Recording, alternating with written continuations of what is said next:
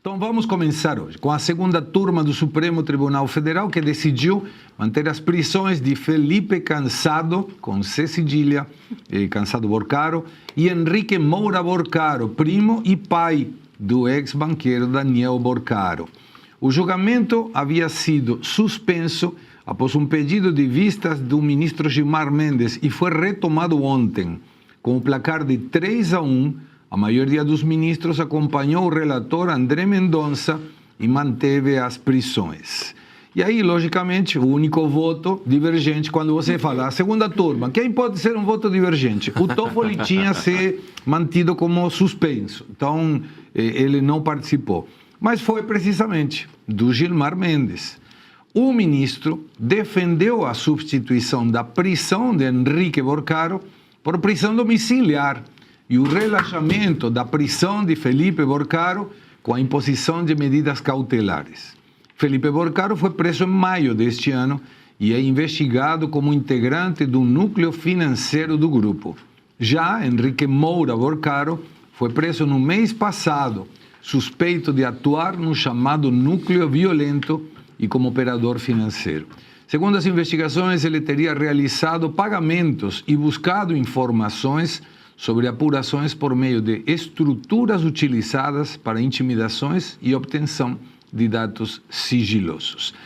Quando a gente comenta, e Rafael, te passo o primeiro comentário, surpresa de ninguém em que Gilmar Mendes tinha sido o voto vencido. Que bom que o caso Nunes Marques foi para o outro lado, senão teríamos 2-2 e Chiquini me corrija, 2-2 é a favor do réu, né? A favor do réu. Então poderia ter ido para domiciliar. Mas por que Gilmar, segundo... Por isso que estava em cima do Nunes Marques, você viu, né? Estava uma pressão gigantesca em cima do Nunes para dar empate e soltar. Por que você acha que Gilmar Mendes insiste tanto nessa prisão domiciliar? Por que está tentando? Será uma mensagem para o Daniel Borcaro dizendo, cara, eu estou tentando? É o que todo mundo quer saber, mas a partir do que foi revelado ontem pelo próprio ministro André Mendonça, a gente percebe que realmente há um conluio velado e institucionalizado sobre as decisões de determinados ministros, sobretudo as decisões do ministro Gilmar Mendes, que já não é de agora, que são decisões bem esdrúxulas, bem inconstitucionais e bem distantes das decisões reais e justas que deveriam tomar em qualquer caso. É importante nós avaliarmos e analisarmos o histórico das decisões de Gilmar Mendes. O Gilmar Mendes, ele é a literalidade da personificação do prendeu-soltou. Quando você fala sobre prendeu, soltou, você lembra da figura de Gilmar Mendes. E assim, são pessoas extremamente complicadas que ele sempre dá decisões que são decisões extremamente questionáveis para estudantes, para a sociedade, para o Brasil, para a classe política, para a classe jurídica. E a minha visão a esse respeito também do Gilmar Mendes, a essa decisão, é sim um recado que ele pode estar dando a Daniel Borcaro de que está tentando de alguma forma trazer uma solução que eu acredito que a essa altura do campeonato, com gente que tirou a própria vida, que se suicidou, família mandando mensagem, a essa altura do campeonato eu acredito que seja irreversível, mas é uma tentativa, sim, dele mostrar para Daniel Borcaro ou para quem está em conluio nessa máfia que está tentando dar um jeito. A possibilidade ou as decisões, na verdade, a maneira que Gilmar Mendes vai tentar dar um jeito é com as suas decisões, que não são decisões nada democráticas, nada constitucionais. Luiz Arthur. Segré, a posição do Gilmar Mendes ontem, sinceramente, era constrangedora. Ele tentava justificar o voto dele, sendo que é injustificável. Ele não tinha argumento para dizer por que ele estava votando a favor do relaxamento da prisão de um e pela soltura do outro. Ele não tinha argumento. Agora, é óbvio que eu não vou aqui ser leviano e dizer que o Gilmar Mendes estava fazendo algum favor. Eu não tenho nenhuma prova disso. Agora, só vou levantar um ponto, que esse que é um problema. Quantas vezes, Segré, a gente viu os eventos de Gilmar Mendes em Lisboa tendo como principal patrocinador o Banco Master? O Banco Master pagava viagem, passagem de avião, pagava hotel. A gente ficou sabendo essa semana que o Banco Master pagou hotel de luxo para o Mota e para o Ciro Nogueira. Lá em Lisboa, no ano em que eles foram no evento do Gilmar Mendes, conhecido como Gilmar Palusa. Então, repare, o Banco Master ajudou muito o Gilmar Mendes em vários eventos. Fica aquela impressão de que ele está devolvendo o favor, de que ele tem uma dívida de gratidão. Portanto, ele não consegue ser imparcial no julgamento dele. Era melhor que ele dissesse, olha, não consigo ser imparcial. Agora, para mim tá claro que pelo menos ele tá dando um recado, dizendo assim, ó, você me ajudou tantos anos, eu tô tentando. Agora, se eu sou voto vencido aqui, não há nada que eu possa fazer. Agora, ele tentar justificar aquele voto foi algo constrangedor. Daqui a pouquinho a gente vai acompanhar isso, e não somente os comentários de Gilmar Mendes, Luiz Arthur, sino também as respostas do André Mendonça, que são fundamentais, e nós vamos colocar daqui a pouquinho apenas, com Portugal ganhando 1-0, já vamos te atualizando. Então você assiste o Faroeste, que a gente, se tiver um gol de qualquer um, a gente vai colocar. Foi Cristiano Ronaldo, Maurício? Não foi Cristiano Ronaldo.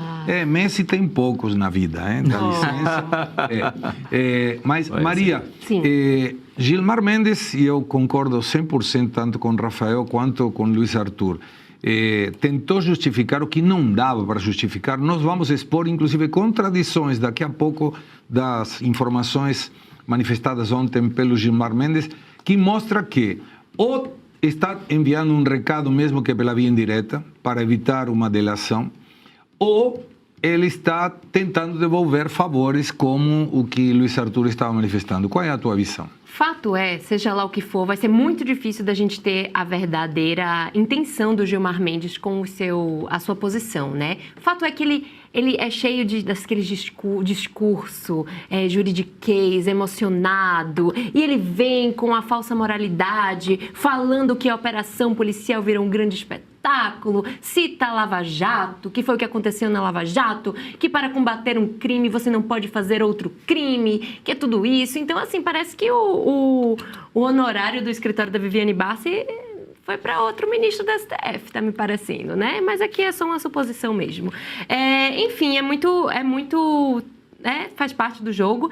E é interessante também ver a racha que há dentro do próprio Supremo Tribunal Federal, né, diante do posicionamento principalmente encabeçado pelo André Mendonça versus Gilmar Mendes. Como o Segra falou, vamos veicular agora as imagens, os vídeos, os discursos, mas eu acho importante, e eu fico muito feliz de ver o próprio André Mendonça criar mais confiança e ser, inclusive, mais combativo. Então eu torço para que o lado do... Perdão, eu falei André Mendonça. Eu torço para que o lado do André Mendonça triunfe nessa situação, e as prisões preventivas possam ser mantidas, né, vão ser mantidas e continuem sendo mantidas, porque a gente já sabe que o Daniel Vorcaro atuava ali com uma gangue digna de filme de máfia italiana. A gente sabe, saíram ontem informações, a gente vai trazer aqui também, que ele mandava moer gente. E essas figuras que estão aí em prisão preventiva faziam parte dessa gangue. Então, eles soltos são perigosos à sociedade e podem, sim, atrapalhar a investigação da Polícia Federal. Fora que também eles em prisão preventiva são uma excelente forma para coagir ali o Daniel Vorcaro a... Eu tô quase sem esperanças, mas a esperança é a última que morre, né? Ainda conseguir fazer uma delação que não seja seletiva. Chiquini, te deixei por último, aproveitando tua experiência como penalista. Por que você acha que o Gilmar se comportou desse jeito? O Gilmar Mendes, ele é um desserviço para o Brasil de bem. O Gilmar Mendes já não é de hoje que ele é um desserviço ao processo e ao direito brasileiro. Veja que toda a fala do Gilmar Mendes, ele tenta descredibilizar a Lava Jato. Ele trouxe de novo o Lava Jato no seu discurso. Só que eu quero dizer uma coisa para vocês. Eu atuei, Segré, na Lava Jato. Claro. Eu fui advogado na Operação Lava Jato. Satier, foi por causa da Lava Jato que eu sou de direita. Eu, na Lava Jato, a 1 metro de distância, num depoimento de 10 horas... do Vacari, eu ouvi da boca do Vacari ele vomitar o que é o Lula e que é o PT. Eu vi o Cerveró dizer o que é o Lula e que é o PT. Eu estive lá, eu não vi no Fantástico, eu não vi na Globo. Eu estava na audiência e eu vi o nojo que é o PT. Eu vi diretor da Petrobras dizer que eles roubaram 100 anos da Petrobras. Isso foi a Lava Jato. 180 delações premiadas com documentos. Na Lava Jato, Sati, o delator, que eram empresários, dono da Odebrecht, olha só, quem que é o dono da Odebrecht? O cara é bi, com banca de advogados, delatou, entregou documentos, devolveu dinheiro. É isso que o Gilmar Mendes critica. Então o Gilmar Mendes não é de hoje que ele é um desserviço para o nosso país. E agora desmoralizado. Está literalmente desmoralizado. O brasileiro confia na Lava Jato. O brasileiro sabe que a Lava Jato trouxe um respiro ao cidadão de bem. E esse caso Master é o novo respiro do cidadão de bem. Não à toa que o André Mendonça é o relator. E se essas pessoas estão presas, é isso que é importante, porque se você não é do mundo jurídico e você assiste o depoimento, você assiste a fala do Gilmar Mendes, você quase acredita no Gilmar.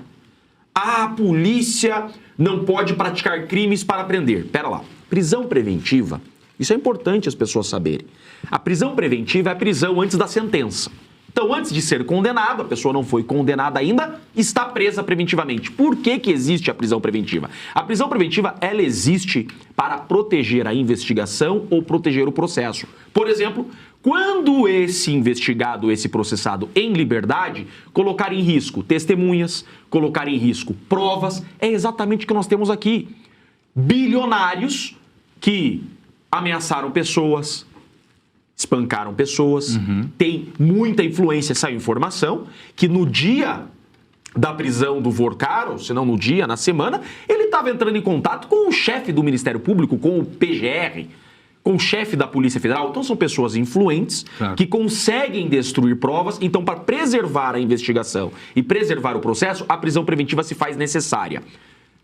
Vorcaro deve estar preso. E todos da sua organização também, porque eles têm influência e dinheiro, e casos concretos nos deixam concluir que eles, em liberdade, vão destruir provas, ameaçar testemunhas. Então a prisão, ela é necessária, não é ilegal. Ilegal são as manifestações ideológicas de Gilmar Mendes, que não poderia o fazer. Só para concluir, puxando essa linha, em 2024, o Banco Master patrocinou 60 milhões de reais o Gilmar Palusa. Caramba. Deve ser por isso que o Gilmar gosta tanto deles. É verdade. O patrocínio do Banco Master para o Gilmar Palusa em 2024 foi 60 milhões de reais.